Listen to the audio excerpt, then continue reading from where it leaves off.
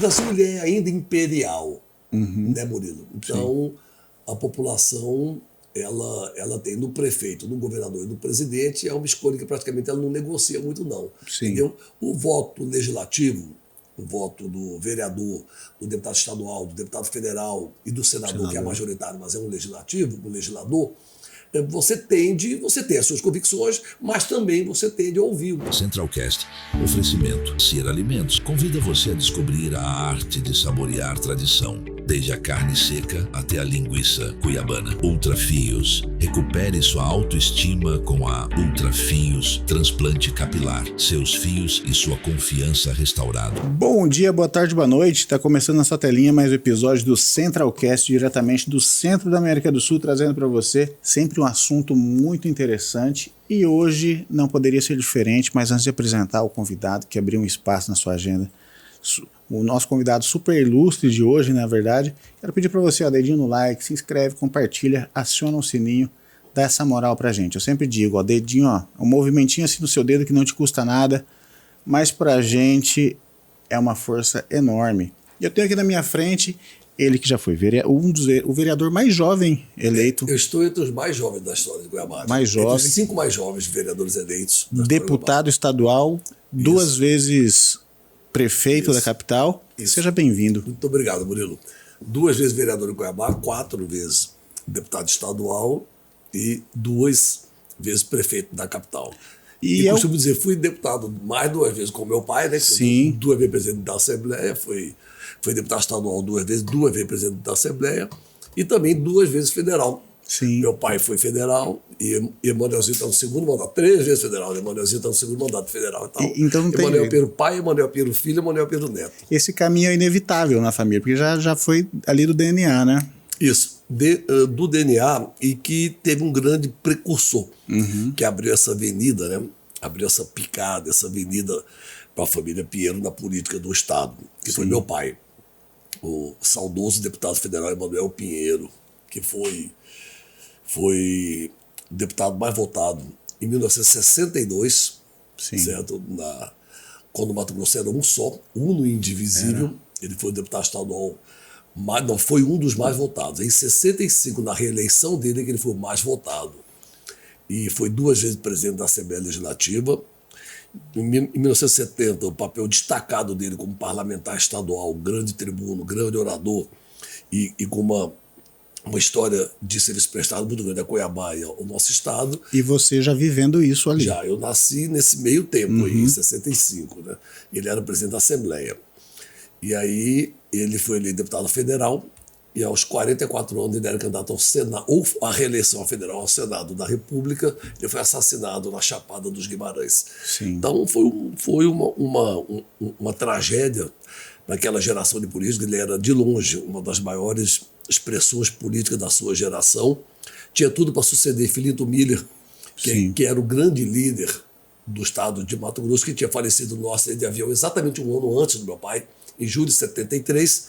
Então havia aquele vácuo, e a maior expressão do norte do estado na época, que era o deputado Emanuel Pinheiro, sofre aquela tragédia e é barbaramente assassinado. Então houve, quando eu digo as novas gerações não conhecem, eles acham que o Emanuel Pinheiro sou eu, entendeu? E que eu sou o que estou mais, maior tempo de atuação, né, de atividade política.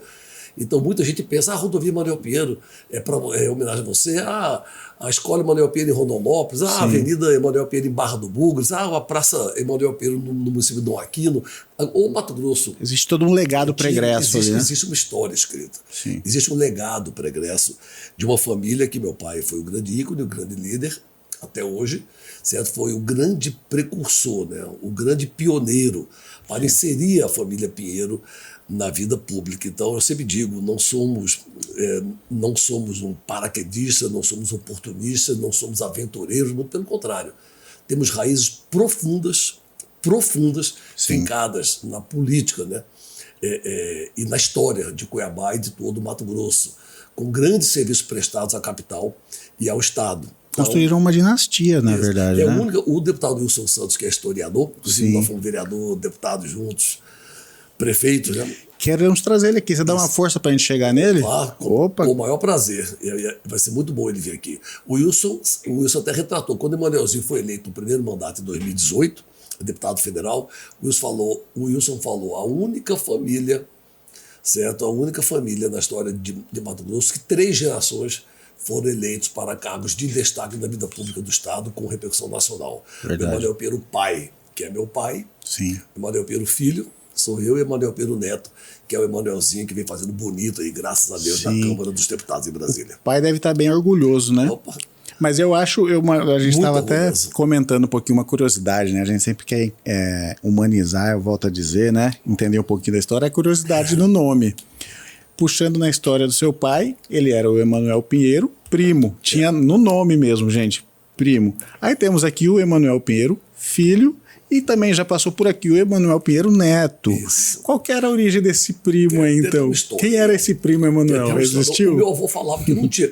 Todos os irmãos do meu pai, o meu avô casou 2 vezes, 5 filhos do primeiro casamento e 5 do segundo. Mas é uma outra longa história. Então, vamos falar do casamento. Todos os irmãos dele, todos, são Pinheiro da Silva. Então José Pinheiro da Silva, João Pinheiro da Silva, entendeu? Lisete Pinheiro da Silva, Maria Epifânia Pinheiro da Silva, entendeu? Então, e Emanuel Pinheiro da Silva. Não sei porquê, meu pai que foi o terceiro dos 5, entendeu? Do primeiro matrimônio do meu avô, ele apareceu o primo que nem o meu avô soube explicar. Naquela época eles anotavam no caderninho para depois e fazer o registro, né? Então meu avô nunca soube explicar por que o Emanuel Pinheiro da Silva primo, se todos são Pinheiro da Silva, né? Como até os primos nossos ilustres, era Jonas Pinheiro da Silva, entendeu? Então todos eram Pinheiro da Silva, mas nem meu avô sabia explicar. E na verdade o nome político do meu pai ficou famoso em nível regional e nacional, sempre foi deputado Emanuel Pinheiro. Sim. Então, o nome dele é Emanuel Pinheiro da Silva Primo, mas o nome político dele, deputado Emanuel Pinheiro. Quando eu nasci, eu sou o 5º de 6 filhos. Eu sou o 5º de 6 filhos. E meu pai gostava muito de nome composto. E meu pai gostava muito de nome composto. Então, todo filho, e a minha mãe tem o sobrenome Freitas. Então nasceu a minha irmã, Helena Maria de Freitas Pinheiro. Nasceu meu irmão mais velho, primeiro homem, Marco, que seria o Emanuel, não foi. Sim. Meu pai era deputado estadual, presidente da Assembleia. Era o deputado Emanuel Pinheiro, famoso deputado Emanuel Pinheiro da década de 60 no nosso estado. Tinha sido já deputado, foi eleito com Pedro Pedrocian, ele foi reeleito e Pedro Pedrocian eleito governador. Então, aí veio meu irmão Marco Antônio de Freitas Pinheiro. Olha só, o nome composto, o Freitas da minha mãe. Aí veio o outro Marco Aurélio de Freitas Pinheiro, morreu bebê. Aí veio o outro Marco Túlio de Freitas Pinheiro. Veio eu, Emanuel Pinheiro, só. Não tenho Freitas e não tenho da Silva Primo. E aí depois de mim veio o caçula Marco Polo de Freitas Pinheiro. Mas quando eu nasci, até 2 deputados testemunharam isso na época. Um chegou a foi deputado com meu pai 2 mandatos, e 25 anos depois foi deputado comigo 2 mandatos, René Barbu. Me testemunhou isso. E o ex-senador Gastão Mira também. Eles foram me visitar, eu tinha 2 dias de nascido. Aí meu pai levou a certidão de nascimento para minha mãe. Naquela época, o homem, né, sempre que escolhia. Sim. Aí a minha mãe falou, viu o nome dele, Emanuel Pinheiro. Eu falei, Emanuel, não é meu filho não, ainda brincou com ele, não é meu filho não. Primeiro, não tem o nome composto. Que era a tradição já, né? E segundo, não tem o meu nome, Freitas? Ele falou, não, porque esse vai ser o meu herdeiro político. Eu vou dar o nome dele, o nome que eu sou, que é o meu nome consagrado politicamente, que é deputado Emanuel Pinheiro. Não vou nem pôr o meu CV, que eu não coloquei nem o meu nome dele, da Silva Primo, não coloquei nem meu nome completo. Ele pensou no branding mesmo, né? É para não ter dúvida, ele vai ser o meu nome político apenas. Sim. Não vai ter o seu e nem o meu completo. Vai ser o nome que eu sou conhecido politicamente, que é Emanuel Pinheiro. Aí quando eu for governador, ele vai ser deputado e vai facilitar a vida dele na política. E quem diria, né? Aí quando Emanuelzinho nasceu, 30 anos depois, entendeu? Eu pensei, eu queria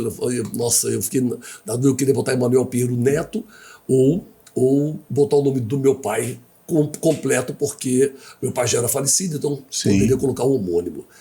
Aí eu parei assim, conversei com meu pai, falei, pai, eu não estou tendo o mesmo sentimento que o senhor teve, aquela luz que brilhou, falou, esse vai ser o meu herdeiro político. Eu entrego na mão de Deus, mas eu vou devolver a homenagem e o meu primeiro filho vai ter o seu nome. Aí eu coloquei o nome inteiro do Emanuelzinho, nem o meu nome político e nem o da minha Sim. esposa. Eu botei Emanuel Pinheiro da Silva Primo Sim. no Emanuelzinho e devolvi. E aí quis o destino, o Emanuelzinho nunca demonstrou essa vontade, tal, quando era criança, ao contrário, ele é muito religioso, estudioso, ele ia ser padre. É verdade, ele contou isso Mas pra aí gente. ele, olha a bênção de Deus, Olha aí Deus só. direcionou Emanuelzinho para a vida pública, então, e encontrando outra forma de servir Sim. ao próximo, de servir à sociedade como representante do povo. Emanuelzinho veio para a política e o caçula para a medicina. Legal, dá para ver nitidamente que é uma linhagem que vem sendo ali perpetuada, né? Muito bacana isso daí. Isso. E como que é na visão de pai Mas também? eu queria que meu neto fosse Emanuel Pinheiro, bisneto Emanuelzinho. Já tá embora colocar Luiz Emanuel. Já vai começando, vai complicando já esse meio de campo aí, né? Mas como que é agora na visão do pai ver um filho aí se destacando, indo muito bem, assim? Muito orgulho, né? O meu pai não pôde me ver, né? Sim. Então, eu tinha 9 anos quando ele foi assassinado, então eu já cresci, já pensando em me formar em direito, me preparar para voltar. Para a gente não perder a cronologia, desculpa te cortar, o quanto, assim, você já tinha a intenção de seguir os passos do seu pai? Desde criança. Já? Desde criança. Ah, então tá bom. Tudo na minha vida era feito para poder direcionando voltar ali. pra política, direcionado, né? Então eu fiz direito não porque eu queria ser um magistrado, ou porque eu queria ser um membro do MP, ou porque eu queria ser um grande advogado. Eu fiz direito porque eu tenho para mim que um político, um homem público, principalmente o legislador, precisa entender de leis, conhecer de leis e ser um homem público preparado. Sim. Então, por isso que eu fiz o curso de direito já pensando na política, entendeu? Então eu tive...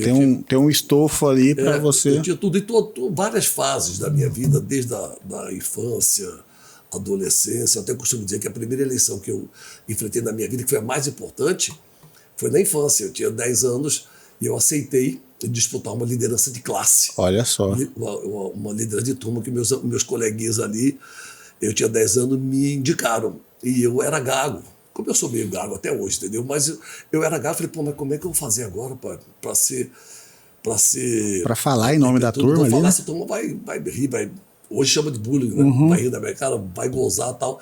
Mas aí eu pensei, minha mãe me dava muita força nisso, entendeu? Então minha mãe foi um esteio muito grande. Foi pai e mãe e soube ser uma fortaleza para todos nós, uma referência para todos nós.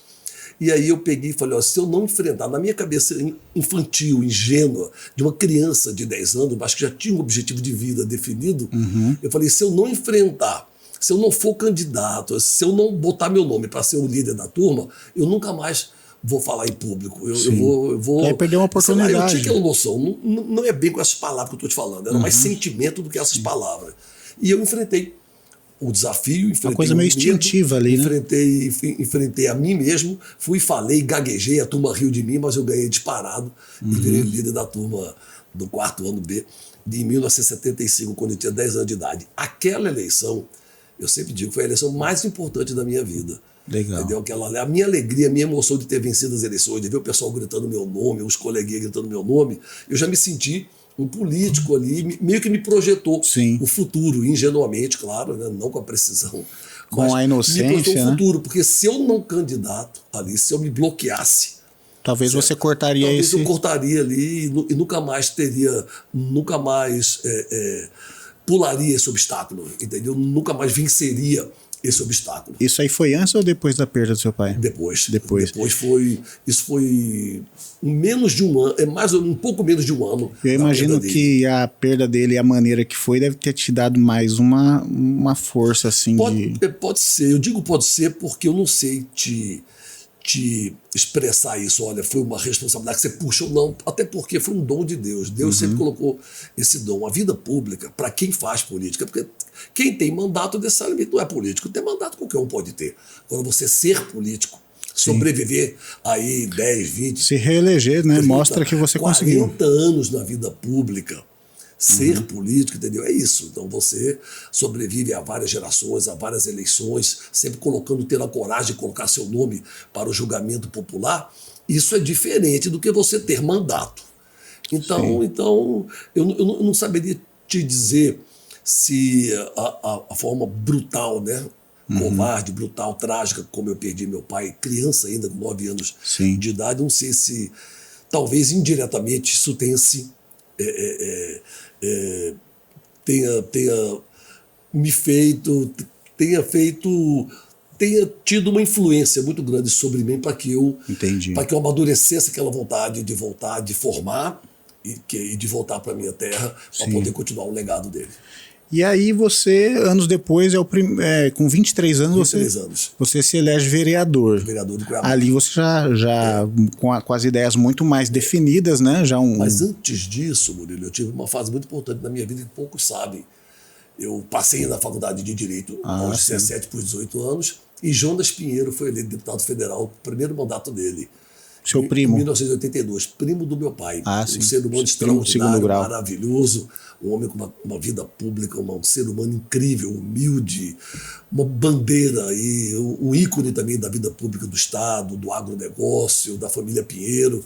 Então, foi 3 vezes deputado federal, 2 vezes senador da República. Celcita Pinheiro, sua esposa, foi 2 vezes deputado federal. São nossos primos, compadres, são padrinhos do Emanuelzinho, os dois, Jonas e Celcita. E eu sou padrinho do primeiro, não do primeiro neto, mas do neto dele, Jonas Neto. Então existia uma relação muito forte. Eu fui trabalhar dos 17 para 18 anos com o Jonas na Câmara dos Deputados de Brasília. A minha mãe ligou para ele, votou nele, na época ligou para ele e pediu um cargo para um dos filhos do Emanuel Pinheiro. Aí Jonas falou, aí minha mãe falou, eu vou indicar o Nenel, que é o meu apelido, que ele é o que mais, ele é o que gosta de política, tal, ele quer ser político. E era uma imersão ali, né? E aí eu fui trabalhar com o Jonas, e lá fiquei 6 anos, cheguei a ser, com 19, 20 anos, eu virei chefe de gabinete do deputado federal Jonas Pinheiro. E uma baita de uma experiência, uma faculdade, né? Uma faculdade. E, paralelo a isso, fazia outra faculdade, que era a faculdade de Direito.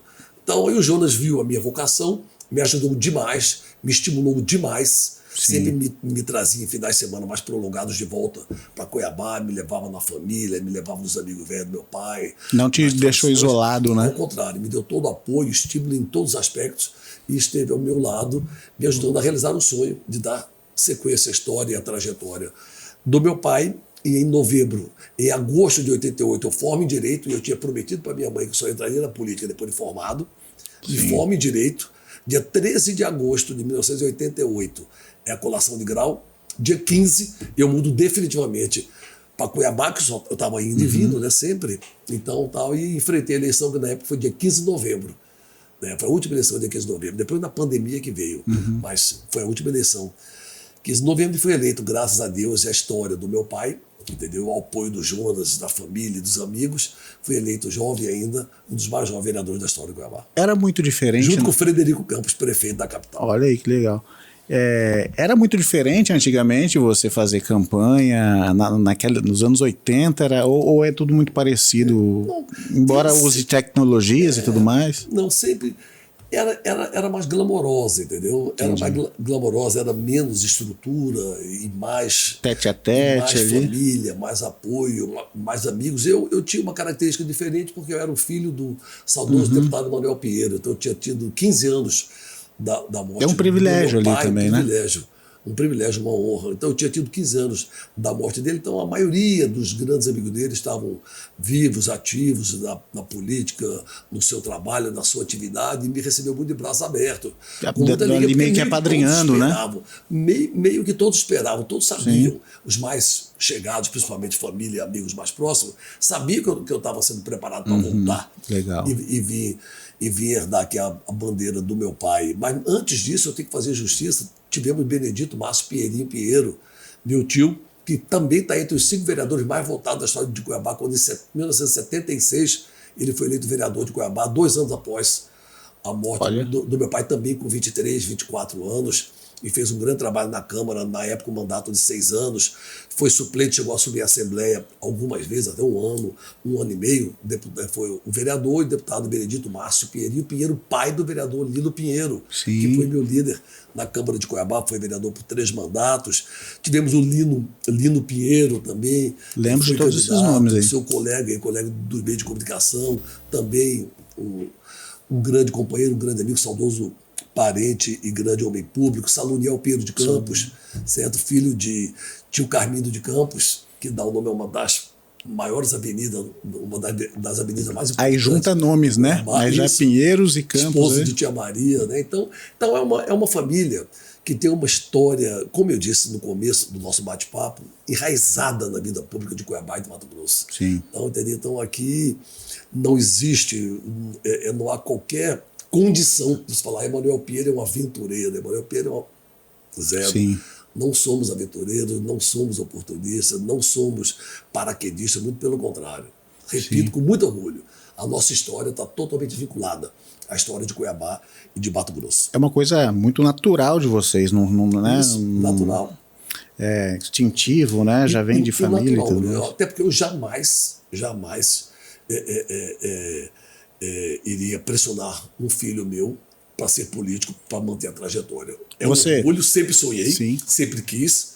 Gostaria... Baseado no que você já passou, que não passou por coisas fáceis, você já chegou a pensar em poupá-los, assim, filho? Não, pelo contrário. Eu queria ter bastante, queria ter 4, 5 filhos, queria que todos fossem da política. A minha esposa que ficou mais reticente, né? De segurar muita campanha, cada filho numa campanha, tive 2, né? A exposição que já era, né? Aí ela acabou não tendo, e depois falou, ficamos velho. Que velho, não vamos ter mais. Hoje o pessoal vive até os 90, 100 anos. Eu tenho 2 filhos abençoados, maravilhosos. Emanuelzinho, que quis ir para a política, e o Elvis, que quis ir para a medicina, está fazendo residência em São Paulo em nefrologia. E Elvis não quer saber de política, acompanha, ajuda, do jeito dele, discreto, tal, mas não quer saber de política. Já o Emanuelzinho, que veio com uma formação toda, os dois, uma formação católica, cristã muito forte, o Emanuelzinho estava fadado a ser padre. Aí todo o barulho da primeira candidatura minha a prefeito, em 2016, ele respirou, né? Ele saiu do seminário para ficar do meu lado, para me ajudar. Aí Deus despertou, nesse período, um outro dom para servir o povo, que era o dom da vida pública no Emanuelzinho. Então, e eu sempre deixei isso muito natural. Filhos, eu quero que vocês sejam felizes. Sim. Então, vocês não vão se realizar no sonho do seu pai, vocês vão se realizar no sonho de vocês. Então, sendo médico, advogado, escritor, comerciante, jornalista, servidor público, entendeu? Então, professor, a profissão que vocês escolherem, eu quero a felicidade de vocês. Então, lógico que no meu coração eu queria, mas isso aí para mim não tinha no meu coração. Então, cada filho é uma continuidade da gente, eles têm que escolher o caminho deles e a felicidade deles. Então, eu sempre deixei claro para eles. E assim, Elvis Emanuelzinho seguiu a vida pública e também está estudando muito, né? Emanuelzinho vai crescer bastante em outras áreas aí também, está formando em Direito, formou em Gestão, está escrevendo livros, e o Elvis em Medicina. Legal. Na mente do papai Nenel ali, você vislumbra, sonha alguma coisa do Emanuelzinho voltar aqui um dia assumir a cadeira aí de administrar a nossa cidade? Ou... Sonhar até... ou o Estado e tal. A projeção dele na vida pública do Estado, Deus tocar o coração do Elvis para daqui a alguns anos, que ele também venha assim, para manter essa trajetória de servir a sociedade cuiabana e mato-grossense, também através da vida pública, no caso Elvis, né? Então, mas assim, é uma coisa de Deus em primeiro plano, em primeiro lugar, e depois deles. Entendeu? É um processo, né? Deles de escolherem e de decidir. Agora, que eu como pai sonho, claro que eu não vou dizer que não, né? Já pensou? Ia ser uma dinastia, ia ser muito bonito assim, né? E o bacana é que é eleito pelo povo, então não é uma coisa que você pode dizer, só da família. Não, é eleito pelo povo, não tem ninguém nomeado. Não teve nepotismo, biônico, né? Não. Você coloca o filho aqui no cargo público, né? Tem que estar preparado, tem que ir lá pedir o voto, a população tem que concordar. Né? A população que avaliza, né? A população que avaliza, exato. E aí vem nessa trajetória, deputado, e aí chega um belo dia você chega à cadeira aqui de prefeito na nossa capital. Eu gosto de perguntar também como que era o cenário na época, quando você pega, né? Porque independente da administração anterior, não lembro quem foi anterior de você. Mauro Mendes. Como que era o cenário que você pega e os desafios que você abraça ali e agora vamos tocar o barco? Como que é, mais ou menos? Como que foi? O que você lembra daquilo? Eu não imaginava que eu fosse mais prefeito de Cuiabá. Eu passei boa parte da minha vida pública enquanto vereador 2 vezes. E naquele momento, 4 vezes como deputado, quase todas as eleições eu colocava o meu nome de alguma forma prefeito. Cheguei a candidatar uma vez, eu era deputado estadual no ano 2000, que em último lugar, Roberto Fonseca ganhou Sim. No primeiro turno foi França, Séries, Wilson Santos e eu. Bia não estava também? Não, a Bia foi na outra, em Na 96. outra. Não, foi numa anterior, 96. Sim. Eu fui no ano 2000. Então, eu sempre colocava meu nome, até que eu falei, então vou soltar. O que é do homem, o bicho não come. Então, talvez não seja projeto de Deus na minha vida, talvez se eu ser prefeito, então se eu tiver que ser você. Aí, quando eu soltei, quando eu tirei aquela ansiedade em cima de mim mesmo. Pressão. Aquela pressão em cima de mim mesmo, que eu criei, sonhava ser prefeito, sonhava, queria porque queria ser e tal. Minha cidade, minha terra, nenhum pinheiro nunca tinha sido executivo e tal. Aí eu soltei, falei, não, já está na mão de Deus, aí se eu tiver que ser você, ou então acho que o meu destino é outro. Você foi mais despretensioso nessa, vamos dizer assim. Eu tirei aquela ansiedade, a gente fica até mais leve, Murilo. Isso até eu passo para as novas gerações, eu falo muito com o Emanuelzinho isso.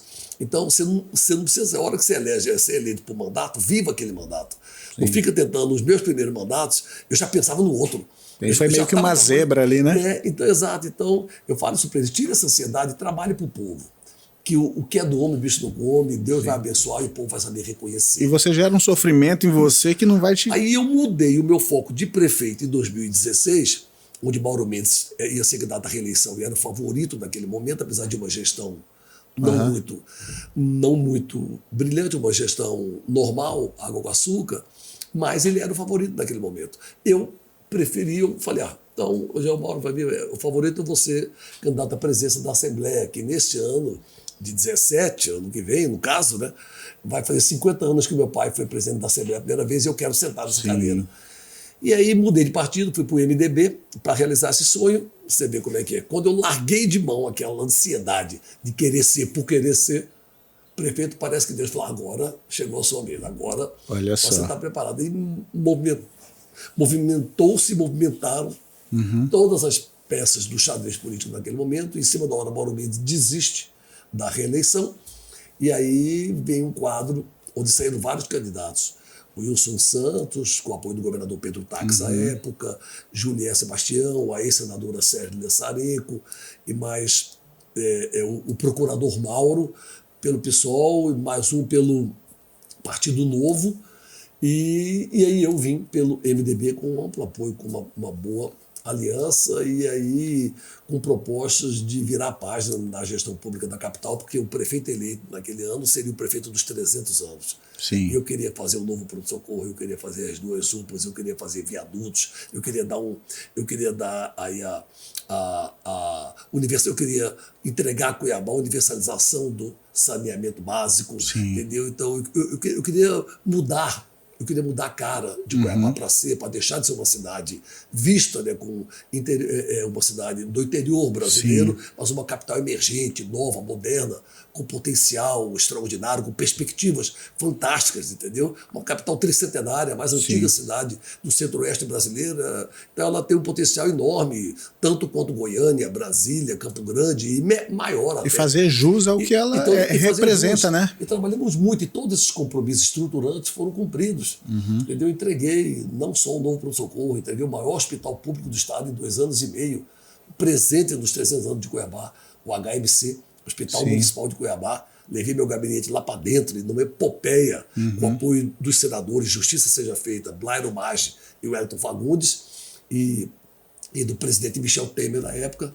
Entregamos o HMC, fizemos 2 UPAs, fizemos 2 viadutos, Murilo Domingos na Beira Rio e Juca do Guaraná na Avenida das Torres. Fizemos aí o maior, protagonizamos e garantimos a universalização do saneamento básico em Cuiabá. Remodelamos os grandes próprios municipais da cidade, como o Dutrinha. O, sim, aquário municipal fomos nós, o novo aquário municipal, nós que construímos e entregamos.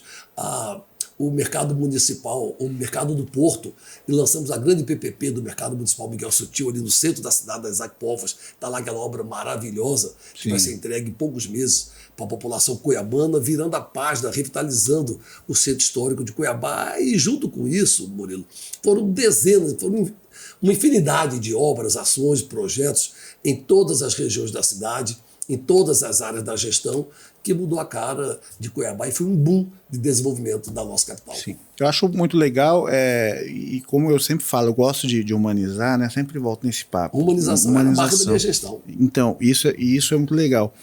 Mas a gestão, né, não depende só das suas vontades, né? É coalizão, ajuda de governo federal, governo estadual e tudo mais. Tanto que depois teve problemas aí, a gente vai chegar lá. Tem o que nas duas gestões que você teve aí seguidas, tem alguma coisa que infelizmente você, poxa, queria ter entregue aquilo para a população, infelizmente não foi, sei lá, por N problemas, né, motivos e tudo mais. Você teve uma questão, né, que naturalmente já vai chegar, que foi a ruptura com o governo do estado. O quanto isso atrapalhou e impactou muito, no que chegou para a população de Cuiabá? Fizemos muito, igual eu falei agora há pouco. Sim. Então, foi a gestão que mais fez em termos de obras, ações, serviços, projetos, em todas as áreas da gestão, em todas as regiões da cidade. Mas é claro, sempre uma cidade como Cuiabá, você pode fazer muito mais.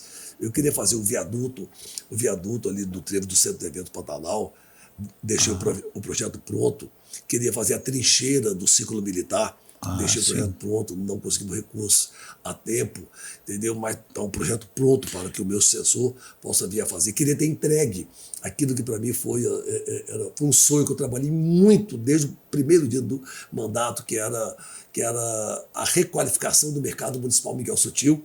Lancei, foi eu que lancei, que comecei as obras, deixei tudo pronto para que essa obra seja entregue, esteja no patamar que está, tudo aquilo foi sonhado, idealizado, lançado por mim, mas eu gostaria de ter entregue, mas muita burocracia, muita correria, mas não importa. O próprio sentido da gestão pública é isso. Você inicia, o outro dá sequência. Você tem que fazer 10 coisas, às vezes, para acertar uma, né? Queria muito que o VLT fosse uma realidade. Eu defendi, desde deputado estadual que eu defendia o VLT. Cuiabá não merece o que está sendo entregue agora, né?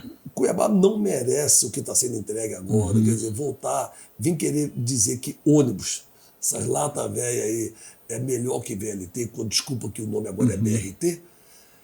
BRT já foi sucesso em Curitiba há 50, 60 anos atrás. O que é sucesso, o que está mudando a cara das grandes cidades do Brasil e do mundo é o VLT. Sim. Que não só representa o impacto, a humanização, a decência no transporte público, certo?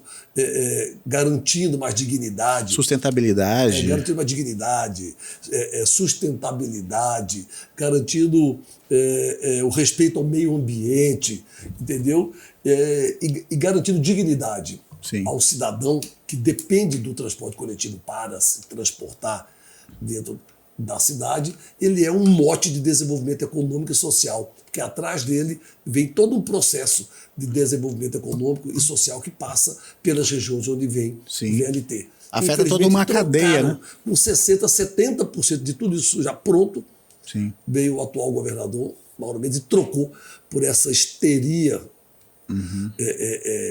governamental de trocar uma casa 70% pronta por uma outra do zero. Você trocou um edifício 70% pronto por uma casa, entendeu? Por uma casa de baixo padrão. A que custo, né? No zero. A que custo para a população? Salvador está usufruindo do que era para Cuiabá usufruir. Compraram a preço de banana os nossos vagões. Que foram, levaram o VLT e vai entregar agora, se eu não me engano, em junho ou julho. E eles estão fazendo festa para entregar o que pertencia ao povo cuiabano e Várzea Grandense. Então, era algo que eu queria ter entregue também.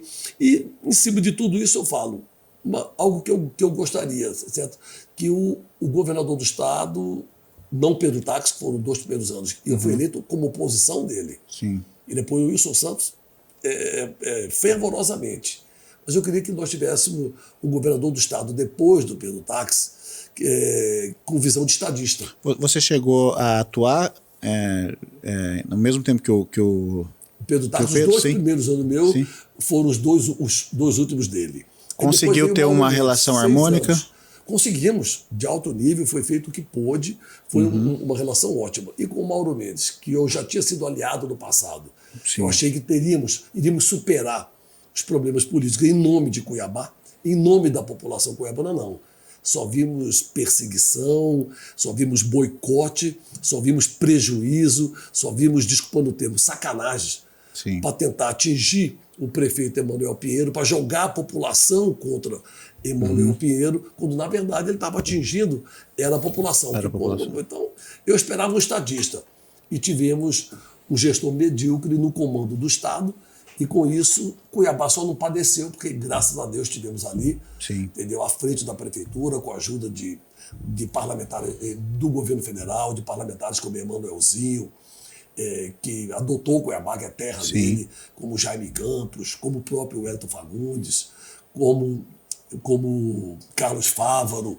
O quanto também que nos ajudaram bastante. O quanto também esse know-how que você disse que lá no começo da sua carreira, não, primeiro eu vou fazer o direito para me dar um know-how, para eu me proteger também, né?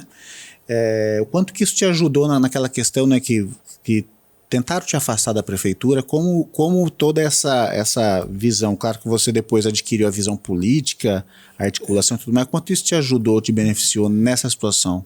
Primeiro vem a história de vida, né? 5 filhos menores de idade que perderam o pai tragicamente e uma mãe guerreira, viúva aos 42 anos de idade, de uma outra geração, sozinha. Ela foi pai e mãe e se dedicou a vida inteira a criar os filhos e ser o esteio, o sustentáculo para que os filhos crescessem sem traumas, sem sequelas emocionais maiores e pudessem ser gente, entendeu? Para poder honrar a luta, a vida dela, do pai, do marido dela, o nosso pai. Então ali foi a primeira estrutura, a estrutura emocional.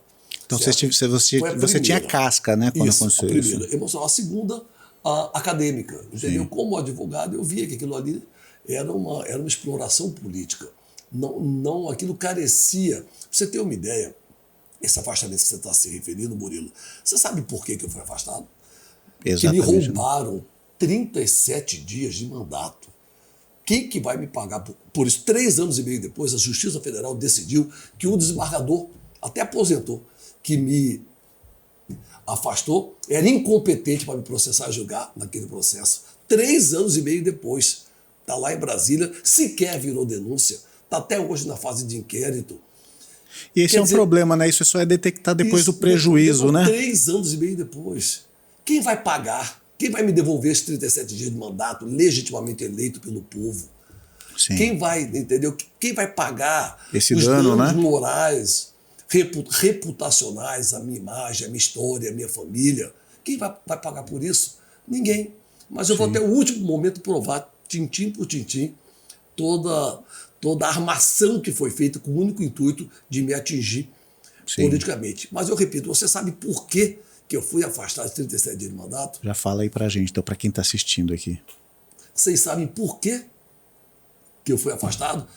Porque aí já vem os mais sacana, né?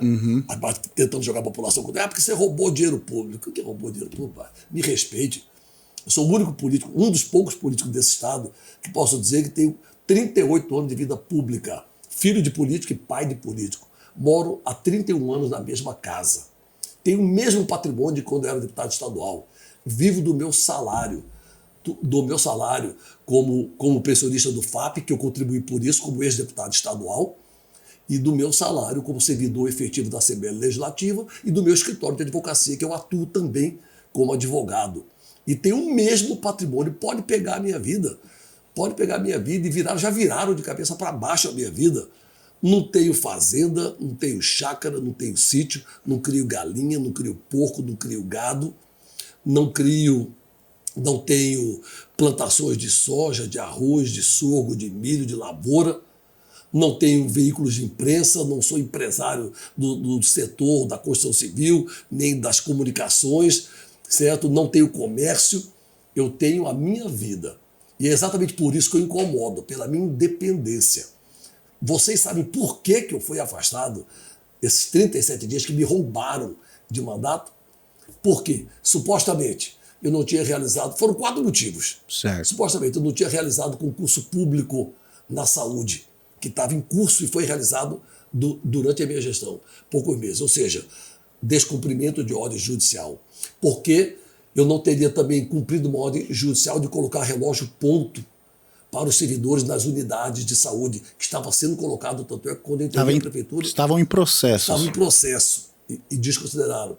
Terceiro ponto, que eu teria contratado eu teria feito contratos de prestadores de serviço, eu estava contratando um prestador de serviço da saúde pública de Cuiabá para atender pedido de vereadores da minha base política da Câmara. E quarto, que eu estaria dando prêmio saúde para seguidores ligados à minha gestão. Tudo isso até agora nada provado, porque não vão provar, porque não é verdade, é mentira. Foi algo tão fantasioso, algo tão covarde, que os dois principais personagens do Ministério Público, certo, que trabalharam nesse caso e em outros contra mim, e o advogado do governador, nesse caso, viraram desembargador do Estado. Pouquíssimos anos depois, logo depois, viraram desembargador do Estado. Então, você pode ver que eu fui afastado e não tem mais nada contra mim, nada, sem nenhum processo de malversação de dinheiro público, nenhum processo de desvio de dinheiro público, nenhum processo de superfaturamento, nenhum processo de sobrepreço, nenhum processo de desvios ou irregularidades com o recurso público. E o que venderam para a população, certo? Tendo o governador como grande maestro desse processo de tentar atacar a honra e a reputação do então prefeito da capital, Manuel Pinheiro, foram grandes esquemas de corrupção, de roubalheira. Olha quem está envolvido aí em grandes esquemas de corrupção e de roubalheiras. O tempo é o senhor da razão. Politicamente falando, e com vamos dizer assim, a casca que você já tinha política, né? Já era bem vivido na política. E ainda a questão jurídica que você entendia, você estava muito tranquilo quanto a isso, né? Tava, então bem claro. Você sabia que... Você chateia, ainda mais eu que vivia a prefeitura de Cuiabá 24 horas por dia, 7 dias por semana, era uma dedicação, projetos, toca obra, entrega obra, faz isso. Tinha semanas que eu entregava obras concretas para a população todos os dias. Sim. Principalmente na semana de aniversário de Cuiabá, mas mesmo em outras fora de época, entregava direto. Semanalmente entregava no mínimo 2 ou 3 obras. Era um período que Cuiabá viveu, um período que Cuiabá desenvolveu, que Cuiabá cresceu, uma cidade alegre, ufanista, viva. Não está uma cidade... Não está uma cidade desanimada, sim, como está hoje. Quando o líder é fraco, quando o líder é xoxo, é medíocre, é desanimado, a cidade não consegue, entendeu? Entendi. Apesar que o cuiabano, a sociedade cuiabana é brilhante, independente dos seus líderes, ela vai para frente. Sim, putz, você está até com uma aqui na cabeça aqui já engatilhada, esqueci. É que eu estou falando demais também. Não, fica tranquilo, eu gosto de deixar o convidado falar. Deixa eu lembrar aqui rapidinho. Então, de todos os cargos que você já atuou, prefeitura é a mais difícil? Aí eu te pergunto por quê? Porque eu vejo que prefeito, governador e presidente, ele é uma espécie de protagonista e alvo ao mesmo tempo, né? Como que claro, deve ser muito diferente, mas ali você trabalha sob ataque o tempo todo, por melhor que seja o seu trabalho, inclusive, né? Exato. É difícil mesmo? Mas a população enxerga, a população vê. Entendi. Quando o trabalho é bem feito, quando o trabalho a população, por mais que o ataque atrapalhe, o ataque desvia o foco e tal, mas a maioria da população sempre é justa e sempre enxerga. O Brasil ele é ainda imperial, né, Murilo? Então, sim, a população... Ela tem no prefeito, no governador e no presidente, é uma escolha que praticamente ela não negocia muito, não. Sim. Entendeu? O voto legislativo, o voto do vereador, do deputado estadual, do deputado federal e do senador, que é majoritário, mas é um legislativo, um legislador, você tem as suas convicções, mas também você tende a ouvir um pedido de um pai, de uma mãe, de um amigo, ou você vota num amigo. Há ainda essa condição. Quando no executivo é diferente, porque o executivo, a população tem a devida noção, sim, certo? Que quem comanda, quem uma figura tem o poder central, da caneta, a figura central é quem está na chefia do poder executivo. Então, todos os cargos são honrosos. Foi um orgulho, foi uma honra para a minha vida ser vereador de Cuiabá por 2 vezes. Tá muito jovem ainda, foi uma emoção muito grande. É um orgulho representar o povo da terra onde eu nasci, o povo cuiabano, na casa do povo cuiabano. É uma honra ser deputado estadual, cadeira que meu pai ocupou por 2 vezes, que ele foi presidente da Assembleia por 2 vezes. certo? E eu não consegui ser presidente, mas honrei com 4 mandatos, certo? A cadeira de deputado estadual. E são grandes desafios e têm uma importância extraordinária, são esteios, certo? Para o progresso e desenvolvimento de uma sociedade. Mas agora o executivo ele é diferente. Sim. Então, além dele ser alvo, né, mas você também tem a caneta. Você vê aquilo que no legislativo você cobra, você pede ou critica, Sim. lá você decide. Entendi. Até se não dá, você decide porque você tem esse poder. O que você tem ali com o seu planejamento, com as suas limitações orçamentárias, com as suas limitações financeiras, você estabelece as prioridades com base no seu programa de governo e você faz acontecer. Então, cada obra entregue, cada projeto feito, cada semente plantada que impacte, que melhore a vida da população, isso o Poder Executivo ele exerce diretamente, a população visualiza isso. Sim. De forma mais direta, de forma melhor. E você entendeu como nunca agora os lados da política, porque você teve dos dois lados, né? O que cobra e fiscaliza e você estava no lado do fiscalizado. Durante 1 ano e 2 meses eu tinha sido secretário da SMTU, hoje CEBOB, então o prefeito Wilson Santos. Entendeu? Sim. Então eu tive já uma experiência, mas não por pouco tempo, e não é a mesma coisa do que você ser prefeito 8 anos de uma capital. Então, hoje, literalmente, eu posso dizer que eu tive dos 2 lados. Né? Sim. Vivi os 2 lados, e ambos os lados são experiências assim, maravilhosas. Eu tenho algumas perguntas dos nossos internautas aqui, o pessoal que segue a gente no Instagram. Eu soltei uma caixinha de perguntas e a galera mandou umas perguntas bem legais aqui. E, naturalmente, nós estamos chegando em ano de eleições e a gente começa a ver algumas figuras já, né, aparecendo novamente. E uma das que mais apareceram aqui é sobre se você já está galgando alguma coisa. Aqui, ó. Pergunta de EllenMP.S. O senhor vai se candidatar ao governo? Se sim, conte com o voto meu e da minha família. Obrigado, Hélio. Vai cutucando a onça. Você vê, já eu estou aí na rua. Obrigado, meu querido. Obrigado, Hélio. Um abraço a você, a sua família.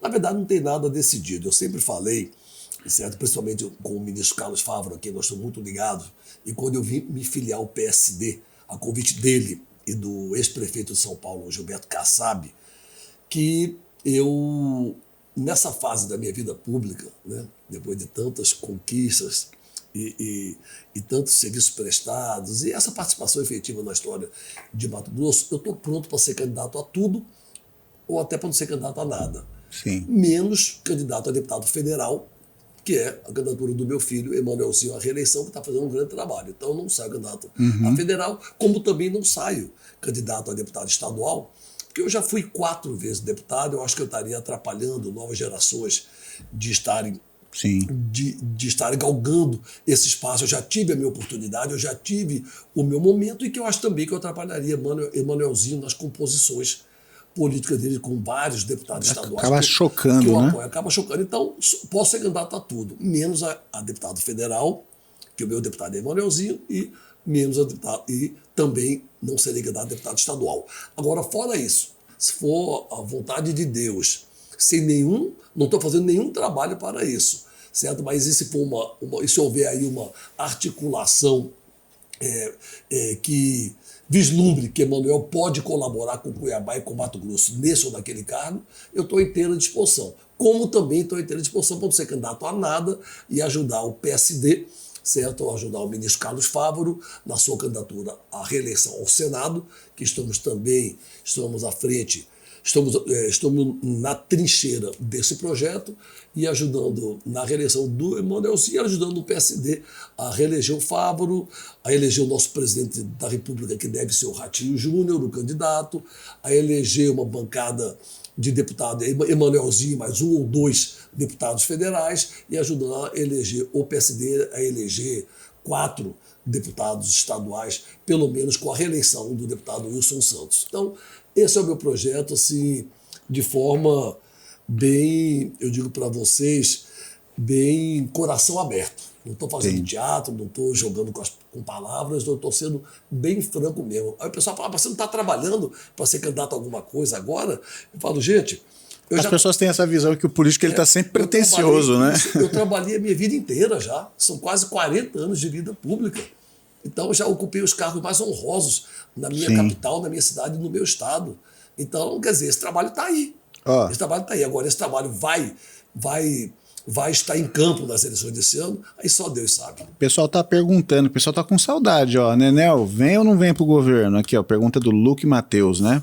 Obrigado, Vocês Luke. estão me cutucando. Ó, Você ficou desse podcast aqui. Christian Franca, por que Manuel não se candidata ao governo? Obrigado, Christian, obrigado por dar uma força pra gente aqui. Obrigado, Luke Matheus. Isso. Luke Matheus, obrigado, Christian.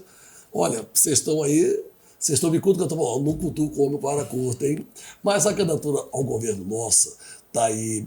Hoje nós temos a pré-candidata Natasha Messarenko, médica, uma grande profissional, uma grande mulher, está se posicionando como candidata do grupo, do PSD, certo? E vamos deixar a Natasha fazer o seu trabalho, vamos apoiá-la, vamos estimulá-la e deixa a participação do Nerel, do Emanuel Pinheiro, numa eventual candidatura esse ano, primeiro para Deus indicar o caminho, e segundo, para que seja consenso entre as forças políticas, certo? Essas forças aliadas, né?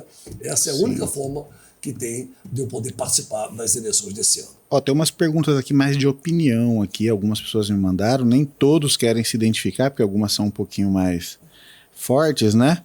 Mas, ó, vamos ver aqui. Essa aqui é uma pergunta da nossa amiga jornalista Bia Barbosa. Bia Conhece? Barbosa. Bia mandou uma interessante aqui, ó. Aqui, ó. O senhor tem habilidade na cozinha? Qual a sua especialidade?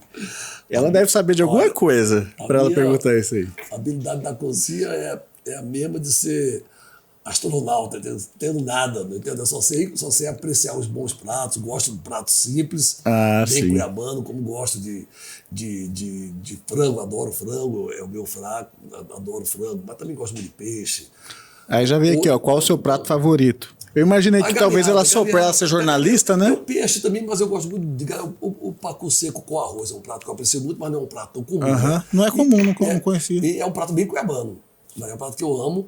Agora, adoro carne de sol, mas o meu prato predileto mesmo é galinha ao molho, galinha chapada ao molho, galinha com arroz.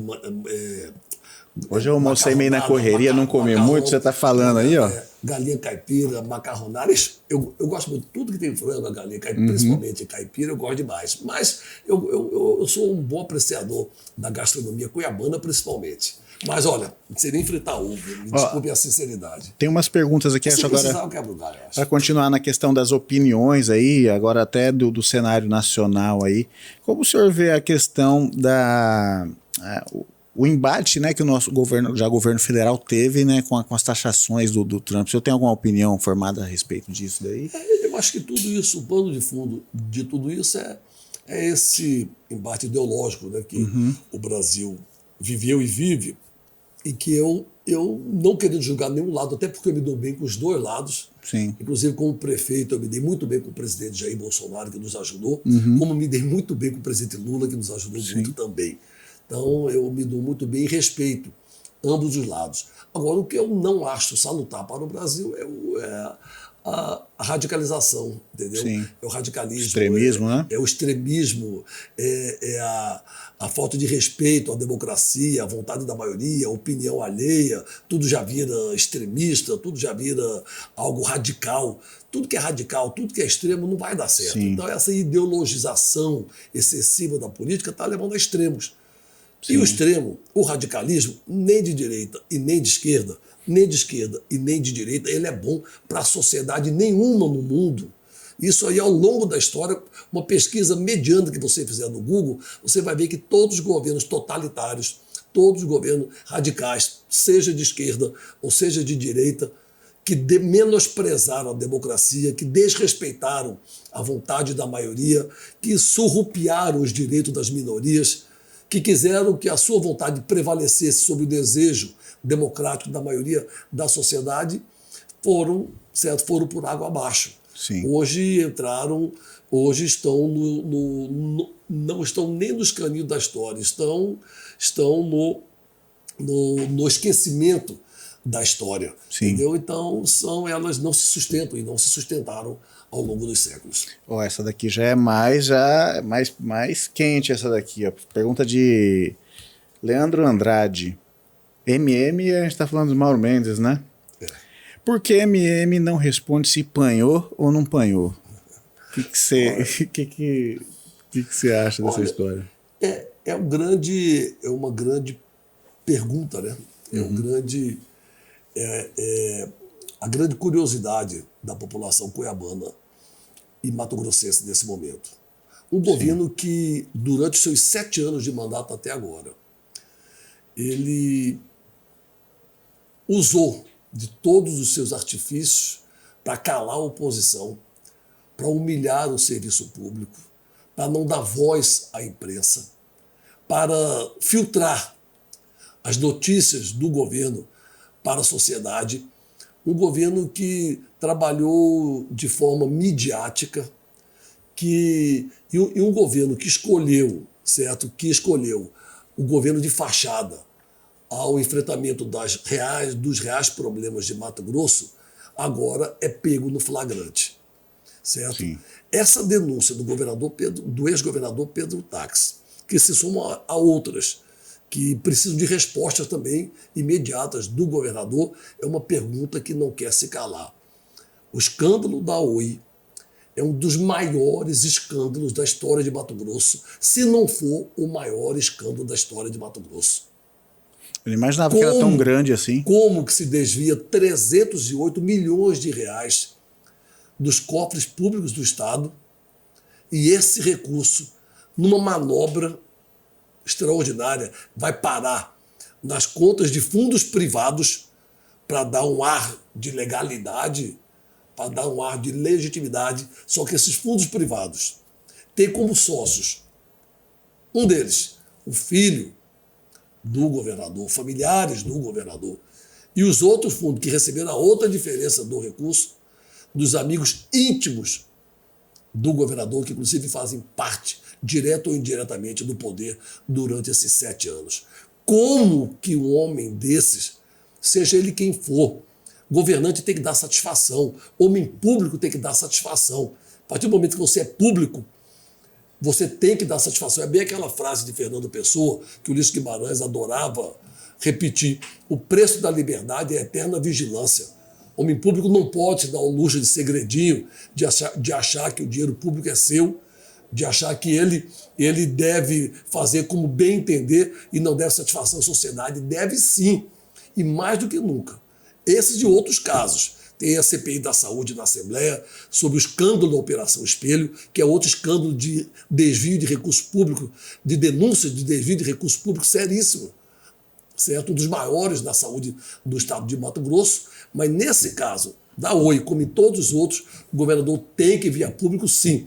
E a denúncia está grave, está séria, as redes sociais estão bombando, a sociedade cada vez cobra mais que o governador venha a público e tenha brio e trate esse assunto com a seriedade e a gravidade que esse assunto requer e se explique para a sociedade se panhou ou se não panhou. Sim. Porque se ele continuar nessa omissão, certo? Se ele continuar mantendo esse silêncio e forçando esse silêncio, fatalmente quem cala consente. E ele vai estar dando aí o veredito final para toda a sociedade de que ele realmente panhou o seu governo, e ele subiram com 308 milhões de reais que foram parar depois na conta particular de familiares dele e de amigos íntimos dele e do poder dele. Ó, tem uma outra aqui também, já voltada a outro oponente, vamos dizer assim, perguntando, é claro que você já foi prefeito, né? Mas assim, considera a possibilidade de futuramente, novamente, a prefeitura, já que a cidade não está sendo bem cuidada? Olha, assim, pela necessidade. Deixa eu ver. Primeiro, muito obrigado a todos que estão participando. Às vezes alguns estão com o nome, né? A gente identifica mais rápido. Mike MS. Mike, olha, de fato, infelizmente, nossa Cuiabá está um barco sem leme, né? Está à deriva. Nós não temos um prefeito, nós temos ali um TikTok, né? Um TikTok que vive brincando, certo? Com a responsabilidade de ser prefeito de uma capital emergente como Cuiabá, de uma cidade que tem 700 mil pessoas que precisam de uma gestão séria, planejada, direcionada, debatida, certo? E que os serviços públicos cheguem de fato lá na ponta. Não, escolheu aí o deboche, a ideologização do cargo, o radicalismo do cargo, o extremismo do cargo, que não cabe, não compete. Ideologização, extremismo e radicalismo não compete, não cabe na honrosa figura de prefeito de uma cidade, muito menos uma capital emergente e promissora como Cuiabá, com uma população extraordinária. Então, sim, de fato, eu fiz esse preâmbulo para concordar com o nosso amigo Mike, se eu não me engano. Isso. É o nome dele em relação ao que vivemos hoje, certo? E torço que essa realidade mude daqui para frente. E vamos cobrar nesse sentido. Agora, em relação a mim, é bem o que eu disse aqui agora um pouco nas várias perguntas, se eu serei candidato a governador ou não. Está na mão de Deus, Mike. Está na mão de Deus.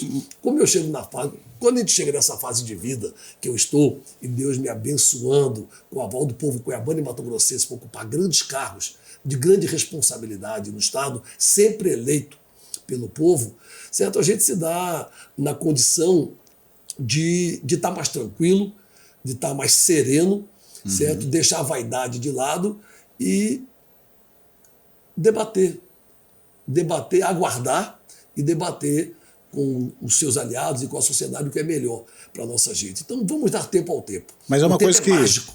O tempo é o senhor da razão. E se for plano, projeto de Deus, que eu participe dessa eleição agora esse ano ou da próxima, ele vai direcionar, ele vai abrir os caminhos e vai nos mostrar isso. Mas é uma coisa que você consideraria, né, Simão? Claro, o pessoal, claro. Pô, a cidade tá mal aí das pernas. Não, é aquilo que eu digo, eu estou na pista, né? Eu estou na pista. Trabalhar, eu já trabalhei aí quase 40 anos de vida pública, sem contar meu pai, sem contar meu filho, sem contar minha família toda. Mas vamos falar de Emanuel Pinheiro, filho, né? Eu já trabalhei a minha vida toda, então eu já tenho uma vida dedicada a Cuiabá e ao Estado, de serviços prestados e serviços concretos.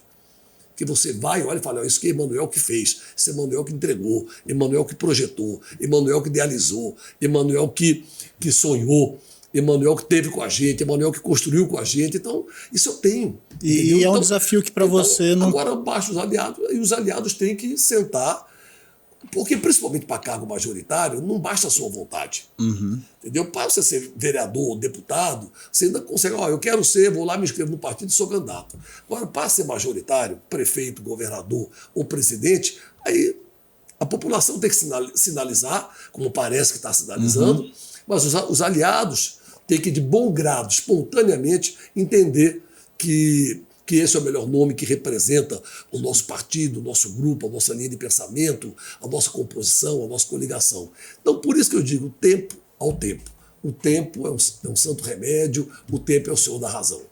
A gente está caminhando para os finais aqui para liberar. Você é um homem que tem uma agenda muito corrida aí. Já te agradeço mais uma vez por abrir um espaço na sua agenda. Eu que agradeço muito esse bate-papo aqui. Nos sentimos honrados, né, de ter pessoas que ocuparam cargos importantes aqui no nosso pequeno podcast aí, que a gente está nessa luta aí. Mas tem uma pergunta aqui do âmbito mais pessoal. Como é ser avô? Corujando muito, nossa amiga Bia Barbosa de novo mandou aqui. Demais da conta. Bia, muito obrigado pela participação. Mas é demais. Eu vi até na sua foto, né? Parece que é seu netinho, meu né? Meu netinho. O Luiz Emanuel, filho do Emanuelzinho. Sim. O filho do Emanuelzinho. Meu primeiro neto, apesar que tem a Lívia. Tá, né, na fase babão ainda? Entendeu? Mas o Luiz Emanuel tá na fase babão. Demais. Demais. Eu viro criança com ele, é uma sensação indescritível. Eu não sei, às vezes a pessoa me pergunta como é ser avô. E olha, é uma sensação indescritível. Eu chego em Brasília, já fico doido para ir vê-lo, eu mudo o horário do voo, de passagem, se ele está dormindo, ou se a gente desencontrou, ou se teve algum problema na minha agenda, mas eu faço qualquer coisa para vê-lo, para pegar no colo, para dar um beijo, para verificar a bochechinha dele. É uma energia... Tipo um filho sem a pressão de ser pai, é o Manelzinho, né? E o Elvis pequenininho, é a volta ao passado, é a certeza de continuidade do futuro, do legado. É uma bênção, uma bênção. Neto é uma bênção, é um sentimento maravilhoso, uma realização pessoal muito grande, sem a responsabilidade de sem pai, o peso, né? Sem aquele peso, né? Então, isso aí, Imagina. Não sei se isso influencia diretamente, mas eu acho que sim. Agora, é uma emoção muito grande, é algo que transcende assim, a explicação. É mais sentimento, é mais energia. Eu tô curtindo. Mais amor mesmo, é amor mesmo. É algo assim, é a sua continuidade, você vê ali, está continuando, a família está continuando, o legado, subindo meu pai, eu volto, eu viajo, né? Então, é maravilhoso, é uma coisa. Eu tô curtindo ser tio pela primeira vez. E também, que bom demais, você deve ter tido essa fase também, né? Quando eu fui tio pela primeira vez, também eu vibrei. Nossa, eu já fui bem mais novo, tio com 15 anos. Você tá mais. Já era um pouquinho mais maduro, já tava achando até que não ia ser. Mais novo ainda. Já achei que não ia ser. E tô vendo meus pais nessa sua fase aí com ele. Nossa senhora. Babão e bobão. Nossa, né? eu vejo eles fazer umas regalias pra ele assim, que eu falo, nossa, eu nunca ganhei um negócio desse assim. Mas é bom demais. Olha, não, isso Imagino. É bem uma coisa que eu gosto de ficar vendo, principalmente de madrugada, o Instagram, entendeu? Aí aprendi com o Paulo também, que me ensinou a mexer nisso aí. Aí fica vendo o Instagram, aí tem uma passagem que eu vi essa madrugada, se eu não me engano, não sei se é Luciano Huck, qual apresentador, não lembro qual, entrevistando uma menininha pequenininha no programa de auditório. Mas por que você está bravo com sua mãe? É porque a minha mãe só me diz não. E ela falou, e quando a sua mãe diz não para você, o que você faz? Ela falou, eu peço para sua avó, eu peço para minha avó. Aí apareceu a avó dela, dá o câmera na avó dela. E o que sua avó... E a sua avó também disse não para você? Falou, não, a minha avó nunca me disse não. Desse jeito Por isso que eu prefiro a minha avó. Eu vi um meme essa noite, até mandei para minha mãe. Muito engraçadinho. Eu vi um vídeo essa noite, a avó e o netinho tá assim, vai filho, neto, põe a aguinha aí, o menino erra tudo o copo e molha tudo. Ô, meu filho, não tem problema molhar não. Aí depois mostra ela com o filho. Ou seja, o pai da criança, a hora que o cara derruba, já tá um tapa na orelha. Já quer. É outra coisa. É outra coisa, né? É maravilhoso. Não tem aquela história, não faz, os avós estragam, a avó tira o limite, não tem nada disso. Amor demais não tira o limite de ninguém. Verdade. Claro que você tem quem cria, quem educa são os pais, mas amor demais só faz bem. Os pais dão uma freadinha nos avós e vai se ajeitando, né? É isso. Importante também é os valores serem perpetuados. Exatamente. Ali, né? De geração para geração. Agora, para a gente finalizar, como que você tá vendo aí o cenário que vem se desenhando mais ou menos aí para a sucessão do governo, do Estado? Qual é a sua perspectiva? O que você tem visto aí mais ou menos nesse cenário? Hoje um cenário picolé de chuchu. Sem graça, né? Sem emoção, sem perspectivas, não caiu no gosto popular ainda, não caiu no agrado popular. Tanto candidatura ao governo como candidatura ao Senado, entendeu? Então, eu creio que a do Senado está até chamando mais atenção, vai ser mais disputada, certo? Mas então tem um grau, tem uma emoção maior, sim. Mas a do governo está totalmente insossa. Totalmente insossa, e com todo carinho e amizade que eu tenho por Wellington Fagundes, que é maravilhoso, é meu amigo pessoal, o Jaime Campos, que é uma amizade de família de mais de 60, de 70 anos, do seu fiote pai dele, com o meu pai, com o meu avô, com todo mundo, mas eu analiso o quadro político. Acho que mais nomes devem surgir, tem que surgir, é bom para a sociedade que novos nomes surjam. Renovação. Que a liderança se renove, que novos projetos, propostas alternativas sejam levados ao conhecimento da população para serem debatidas. Você não vê propostas, você não vê ideias, você não vê projetos, você vê só um bate-boca tímido, entendeu? Uma situação que eu não sei, está muito esquisito. Você tá meio morno? Eu posso, morno não, sem graça, picolé de chuchu mesmo, está faltando emoção, está faltando um choque de emoção, um cheiro de povo, um cheiro de popularidade nisso. Você pega, vamos analisar a candidatura rapidamente, uma avaliação de um político experiente. O líder da pesquisa, que é o Wellington Fagundes, não tem um vereador apoiando ele, não tem um prefeito apoiando ele, não tem um deputado apoiando ele, não tem ninguém pedindo voto para ele, a não ser ele mesmo. Nem a nora dele pede voto para ele, e nem o partido dele, os prefeitos das maiores cidades são do partido dele, nenhum apoia o líder das pesquisas abertamente. Por isso que ele empacou lá em 25%, 27%, mérito dele de uma carreira vitoriosa. Né? Mais no nome mesmo. É mais no nome, que eu não sei se sustenta na campanha. Que é outro cenário, né? Nem de Rondonópolis levantando a bandeira do Wellington. Eu acho isso estranho. Mas ele não pode estar costurando isso aí para a campanha? Pode ser, mas gera tempo, até pela trajetória. O Wellington é uma das biografias mais fantásticas, então eu estou analisando como pode ser que isso o cenário, o momento. Daqui para frente, eu estou falando momento.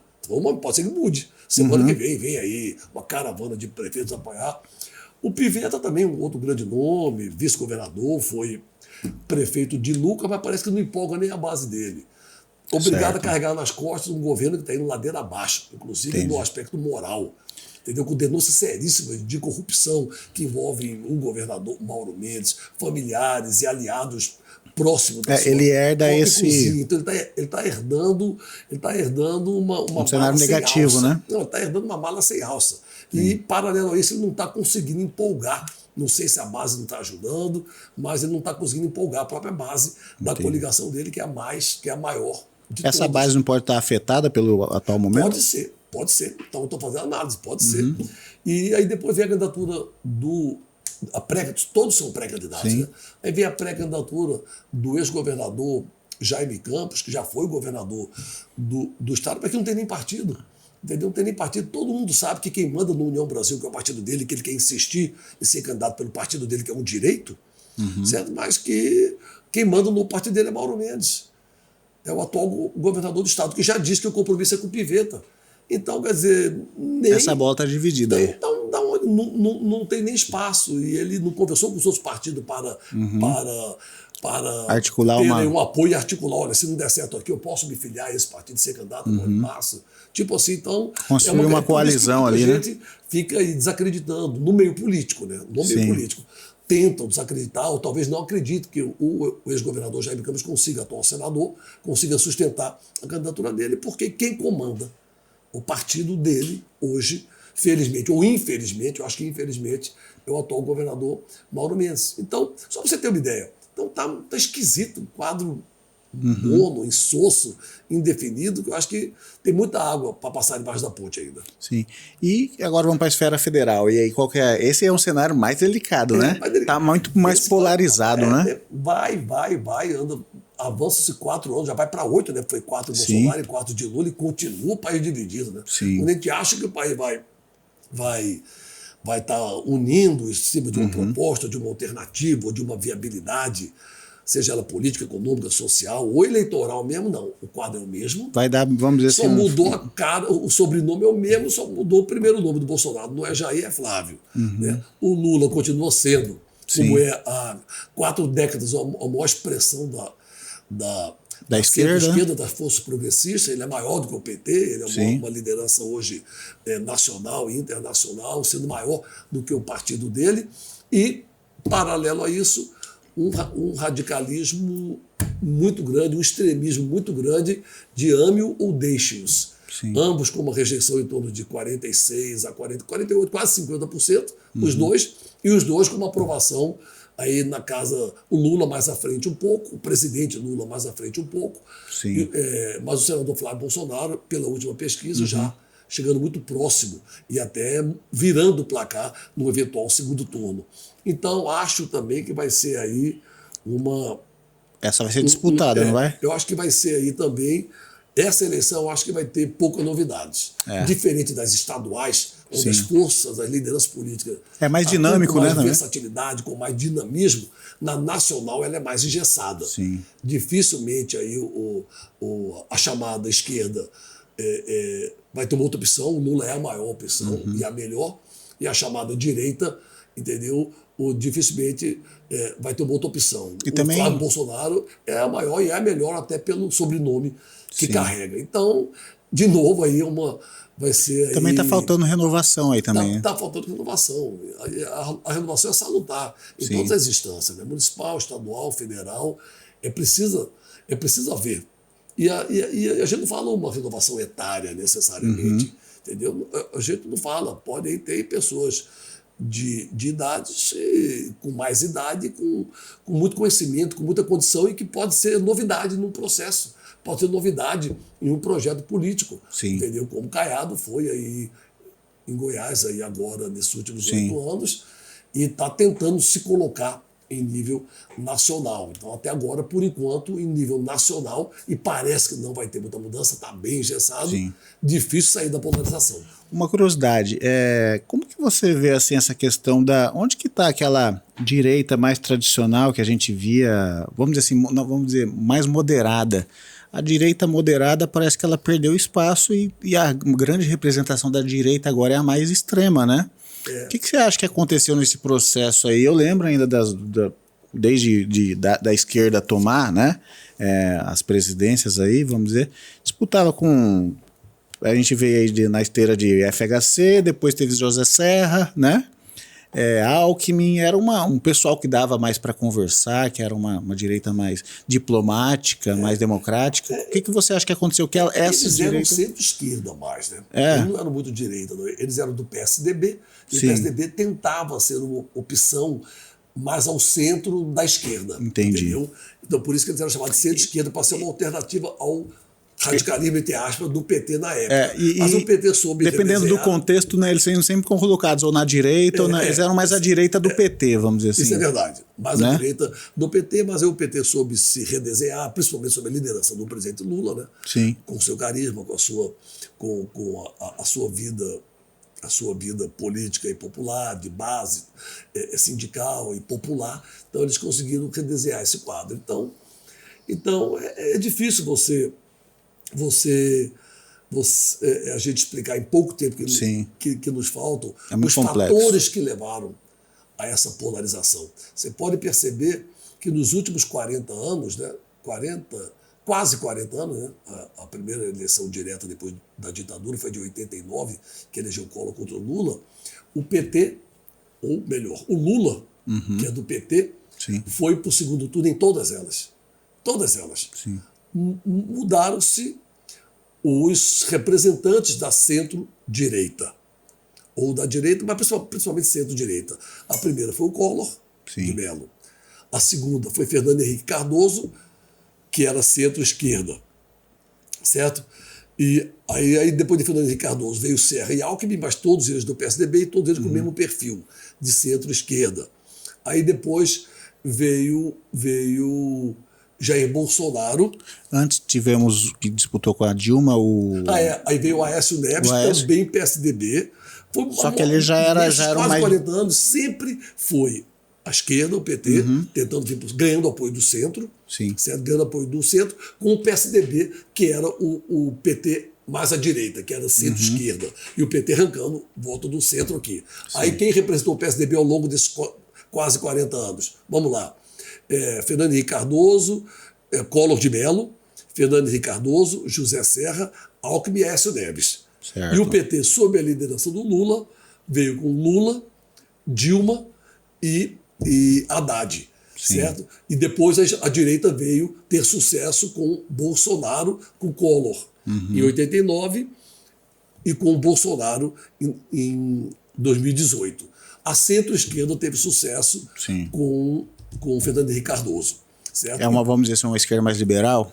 E a esquerda, sob a liderança do Lula, com ele e com a Dilma. Né? O Haddad, agora todos, o que eu chamo a atenção, por isso que eu digo que a gente precisa ter mais tempo, é que nesses quase 40 anos, todas as eleições presidenciais tiveram o PT no segundo turno, no primeiro e no segundo turno. Bom, no primeiro turno tudo bem, mas no segundo turno, em todas elas, e tendo milhões de votos. O Haddad, que era menos conhecido, menos popular e menos carismático com o Lula preso, ele teve 45 milhões de votos. O presidente Bolsonaro ganhou dele por 55 milhões de votos. Entendeu? Então, a direita que foi cutucada pelo Collor lá atrás e foi consolidada a liderança com o Bolsonaro em 2018, certo? Então, teve aí um discurso de uma radicalização maior. Então, agora, onde isso vai dar? Entendeu? Qual o cenário? Eu repito o que falamos durante o bate-papo. Tanto de esquerda como de direita, eu acho que o extremismo, o radicalismo não vai levar a lugar nenhum. A áurea da política, o espírito da política é o diálogo. É o respeito aos diferentes. A dimensão da democracia é a vontade da maioria. É o respeito às minorias, entendeu? Às diversidades, certo? Mas tendo sempre um compromisso maior com a maioria da população e da sociedade. Então, eu acho que com o tempo, a sociedade brasileira, muito sábia, muito atuante, muito politizada, vai saber encontrar aí um dosador, né?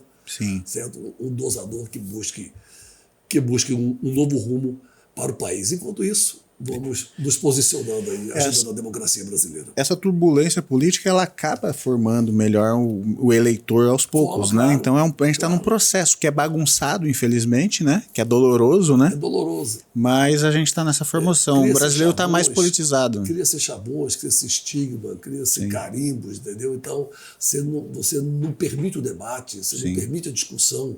Isso não é democracia. Com certeza. Então isso é totalitarismo, isso é ditadura. Então, eu acho que quando a gente encontrar esse equilíbrio, entendeu? Então, eu acho que nós vamos deslanchar muito mais ainda. Eu acho que é uma dica boa para a gente finalizar nosso programa, né? Quem vai votar... Bate-papo bom, para quem vai votar esse ano, votar com consciência, né? Com essa consciência que, se em âmbito nacional, em âmbito federal, em âmbito nacional, não encontra uma alternativa, pelo menos no momento, certo? Que no âmbito estadual a gente exercite essas alternativas mais democráticas, né? Com certeza. De maiores alternativas, de maior pluralidade de liderança, que a gente abra os olhos e os ouvidos para que novos quadros surjam como candidatos para propor uma alternância, não só no poder, mas no debate, principalmente no debate político, que é uma carência muito grande que estamos vivendo em Cuiabá, em Mato Grosso e no Brasil. É isso aí. Tá, Manuel, muito obrigado pela sua presença. Querido. Te agradeço muito grande, obrigado aí por abrir o seu espaço na sua agenda, que é muito importante. A gente agradece todo mundo que vem aqui, dá essa moral pra gente. A gente é uma honra. Nós aí estamos começando essa caminhada, vamos dizer assim, de... Você que está dando essa moral para mim. Não. Eu te agradeço bastante. Cada um que vem aqui como você habilita a gente, né, a chegar em outros, né? Nós furamos bolha, chegamos em mais, inclusive as que... Vou falar com isso que você pediu. Fala. Vou pedir mais algumas indicações aí. E eu quero também deixar claro, né, que como você citou alguns adversários políticos aí, se alguém quiser, né, como a gente está falando de espaço democrático, né? Deixar aqui o espaço disponível para quem quiser vir aqui, se defender, rebater. Afinal, a gente está falando de diálogo, né? De diálogo, de democracia. Exatamente. Muito obrigado novamente, te agradeço. E eu acho que a gente merece um like, não merece? Com um papo desses, outro conhecendo um pouquinho mais a fundo, sabendo que ele é um avô coruja, sabendo um pouquinho da história, do nome dele, de onde ele veio, a gente merece um like, não merece? Sem dúvida merecemos. É um movimentinho assim que não te custa nada, mas pra gente é uma força enorme. É o mesmo movimento que você vai fazer lá na urna também, pronto, né? É isso aí. Dá essa força pra gente aí, beleza? Bom dia, boa tarde, boa noite. E até uma próxima. Valeu. Pessoal.